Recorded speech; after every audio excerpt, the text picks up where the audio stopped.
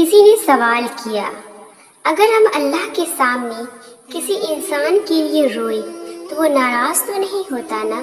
جی بالکل بھی نہیں، وہ تو بہت خوش ہوتا ہے کہ اس کا بندہ اس کے سامنے بیٹھا اس سے فریاد کر رہا ہے، رو رہا ہے، گر گرا رہا ہے، چاہے مطلب کوئی بھی ہو۔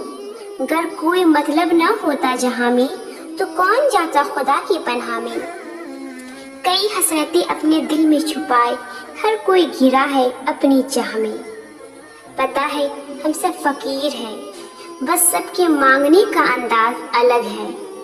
کوئی اس کی دنیا کا طالب رہا، کوئی دنیا میں رہنے والی اس کی مخلوق کا، تو کوئی خدا کا ہی طالب بن گیا۔ ہمارا کام صرف مانگنا ہے اور اس کا عطا کرنا۔ جانتی ہو محبت کیا ہے؟ کسی کو ہر نماز کے بعد مانگنا۔ رات کا آخری پہر تھا، وہ لڑکی اسے بھولنے کے ارادے کے ساتھ وضو کی، 2 رکعت نماز ادا کی، دعا کے لیے ہاتھ اٹھائے تو زبان سے نکلا، یا اللہ ہمیں ملا دے۔ یہ ہمارا مالک ہوتا ہے، ہمارا اللہ تعالیٰ، جو لوگوں کو ہماری زندگی میں لاتا ہے اور ہمارے دلوں میں ان کی محبت ڈالتا ہے۔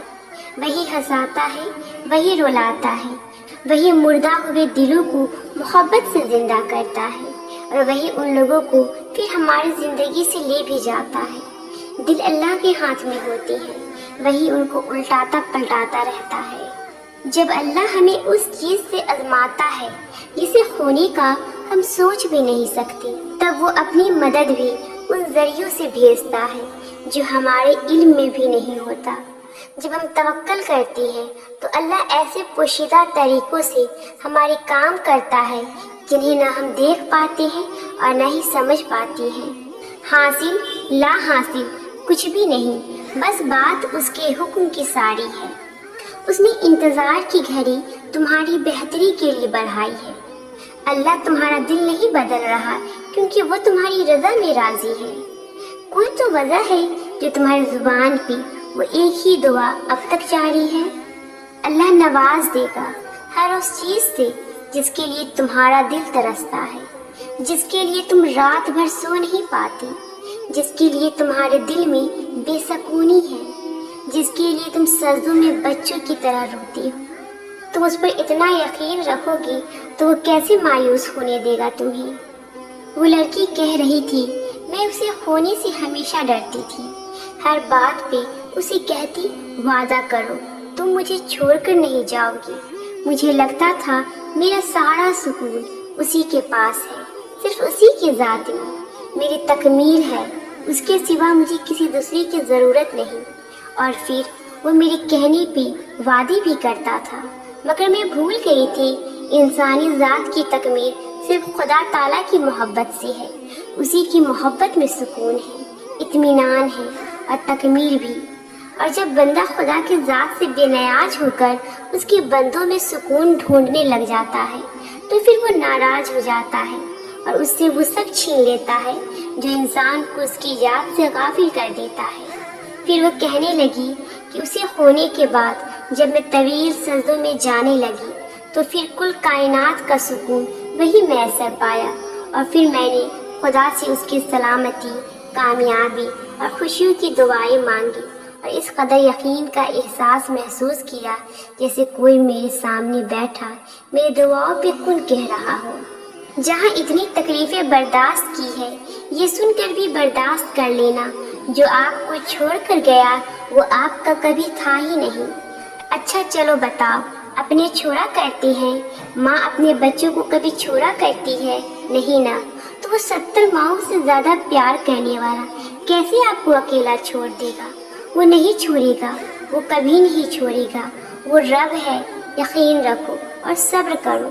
جو آپ کو چھوڑ کر کسی اور کا ہوا ہے وہ تو اس کا بھی نہیں ہے، اس دوسرے کو چھوڑو وہ تو خود کا بھی نہیں ہے۔ جہاں اتنا مخلص پیار ملنے کے بعد اس پیار کو ٹھکرا رہے ہو تو کیا تم خود کے ہو؟ نہیں، تم کھو چکے ہو اس بھیڑ میں، اور جب تم اس بھیڑ سے نکلو گے یا نکالے جاؤ گے تو سب سے زیادہ تکلیف اس پہلے والے شخص کو سوچ کر ہوگی۔ ٹوٹ گئے ہو تو کیا ہوا، मोहब्बत में हार गए हो तो क्या हुआ, गुनाह कर बैठे हो तो क्या हुआ, तौबा से कितने बरस से गाफिल हो तो क्या हुआ, खुदा को भूल गए थे तो क्या हुआ, अब तो याद आ गया ना वो, अब तो उसकी मसलिहतें समझ आ गई ना, अब तो तमाम गुनाहों पे शर्मसार हो ना। यही उसकी मोहब्बत है, यही उसका करम है। जब अल्लाह किसी को अपनी तरफ लाना चाहता है तो पहले उसे गिराता है, फिर उसे उसकी ऐबों से रोशनास करवाता है। और तौबा की तौफीक तो तब तक नहीं मिलती जब तक अल्लाह ने माफ़ ना करना हो, सदियों के बाद हो या लम्हों के बाद। जब भी तुम्हें खुदा का ख्याल आए तो उसकी जानिब भाग जाओ। वो बड़ा गफूर है, बड़ा रहीम है, वो गुस्सा नहीं होता, वो तो प्यार करता है, मोहब्बत करता है।